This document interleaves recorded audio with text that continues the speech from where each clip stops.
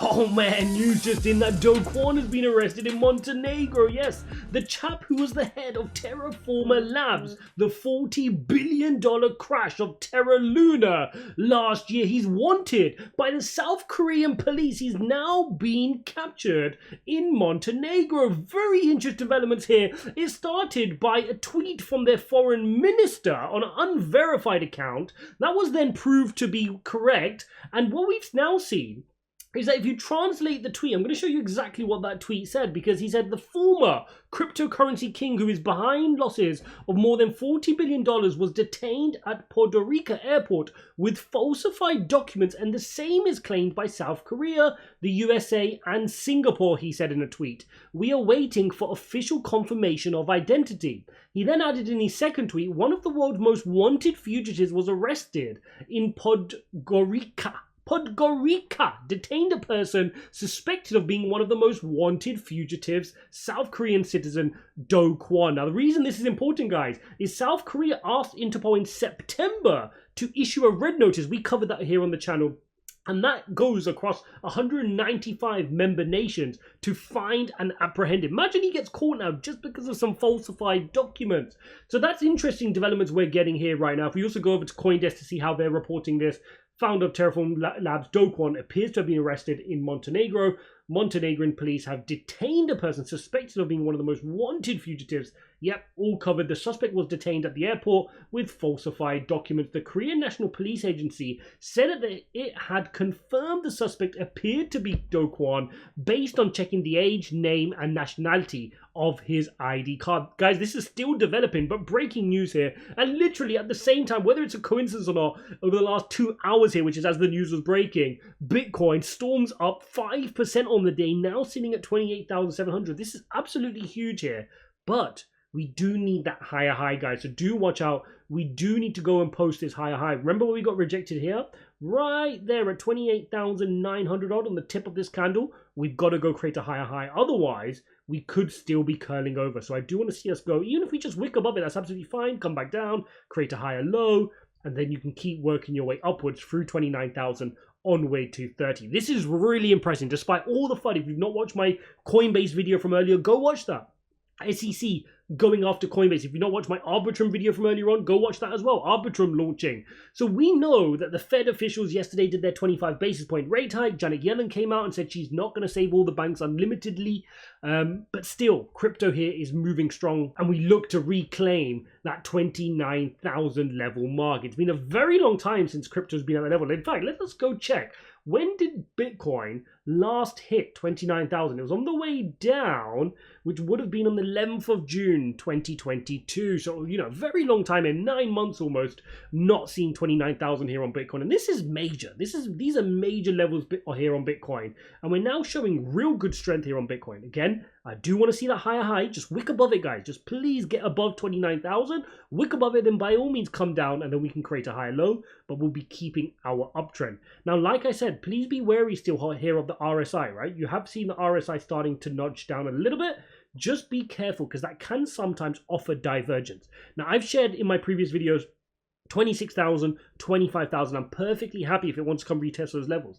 It does not make me any less bullish. That's perfectly fine. In fact, I want to nibble at those levels. But if we don't need to go there and we can just break through 29 and work towards 30, fantastic. The RSI has reset a little bit. So if we can break the trend on the RSI, create a higher high on the RSI and on crypto, on the actual price action, that's going to be really exciting here for Bitcoin. Another crushing day to the downside here for the dollar index, down another 0.31%. Again, 1, 2, 3, 4, 5, 6 red days in a row here for the dollar index, allowing risk to slowly rotate back on, which is positive for crypto. Now well below its daily EMA ribbon, which is really good. Remember, they reclaimed it for a little bit here, and particularly here where they bounced off that EMA ribbon, I was getting really worried that the dollar index was going to start building up some momentum, but then the banking crisis has thrown this back down to the downside. If we zoom out to the weekly chart, again, you can see it powerfully getting rejected here with a big 1.5% red negative week here for the dollar index. So this is really good. I mean, this just gobsmacked me. I mean, this is just crazy, right? So you got this person here posting, the most amazing moment in the history of Bitcoin was when Satoshi walked away. Today, the same thing has happened with Terra, albeit under slightly different circumstances. Terra is now leaderless and in the hands of the community. Like, how do people brainwash themselves into this? I don't understand this. When Terra created Terra Classic and forked across for Do Kwon to carry on building, how did people not see what he was doing? The lack of transparency, the bad practices that he was doing, the lack of risk management, and then obviously the outright fraud, which of course the investigation will hopefully expose once he's arrested. I mean, how do people get burnt twice? I don't understand. Getting burnt once is worse enough. To get burnt twice. And Fatman Terra says, the Terra scammers are now comparing Do Kwon to Satoshi. Witness the frantic desperation of spineless charlatans scrambling to squeeze the last few drops of blood out of a Ponzi scheme that is gasping its last breath. This is what's going on, guys. I said this at the time. Do Kwon was just trying to take his friends to go rebuild Terra Luna. He was just going to redo the fraud and look after his friends. And his friends are the ones that are trying to prop up that ecosystem now. Get out of it while you can. That's a dangerous ecosystem in my personal opinion. Guys, if you haven't already, go watch my Arbitrum launch video, which I posted earlier today. We watched this literally insane volatility on this airdrop. Loads of people are getting access to the airdrop and they are dumping it. Can you imagine this, guys? Somebody bought Arbitrum and somebody sold Arbitrum all the way at $106 per Arbitrum. It then was as high as 15, people were selling at 16, then it dropped all the way down to about 140s, and since here, over the last 2 hours or so, it's trying to uptrend. It has managed to uptrend itself from $1, it was hit at $1 on the low, and now it's trying to build its way back up, $1.33. Remember, there is a lot of volatility on new launches of tokens, so if you do want to trade this over the next couple of days, you will see crazy volatility, which is perfect for a trader, of course. Only if it's what you're willing to lose. You can do so using the link in the description, ijaz.uk/BYBIT, to trade with me. Some amazing bonuses, and of course those are affiliate links. Just seen this article as well. Block shares plunged 19% after short seller Heidenberg, one of the biggest short sellers, remember they created the Adani crash just a couple of months ago, says Jack Dorsey, who's the founder of Block and obviously famously the founder of Twitter as well, their company facilitates fraud. Block shares plunged after a noted short seller said that the company's flagship Cash App facilitates crimes and lacks strong compliance controls.